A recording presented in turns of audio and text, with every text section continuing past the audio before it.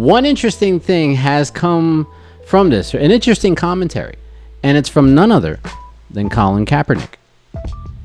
Mr. Kaepernick says that the Kyle Rittenhouse verdict shows the criminal justice system is broken, calling the 18-year-old who fatally shot 2 people a white supremacist who benefited from an institution based on white supremacy.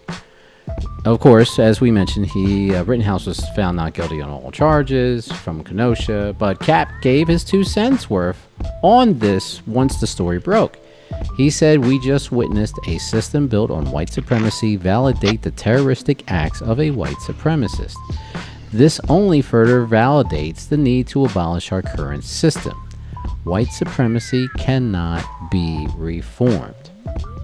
So that was his statement, and he's on point. He's on point. Yeah, he is. That's why you are never going to play football in this country again, bro. I hate to say it like that, because of what you just said, man. I agree with what he just said, but at the same, you gotta check out his Netflix series. I checked out some of the episodes. Okay. I thought they were pretty good. Nice. But yeah, it's just I feel bad because if you do something like what Kaepernick was a good example of that, man. He stood up for what he represented, man, and he got punished for it, unfortunately, yes, man. The NFL is still holding a grudge against him, man. They ain't gonna never let that man step out on the field again, man. It's just I just find it very, very just like, yes, it's more systems built into this crazy system of systemic racism, man. Yes, it is. It's just, man, good Lord. You say the wrong thing, you lose your job, man. You lose your livelihood. Pretty so much.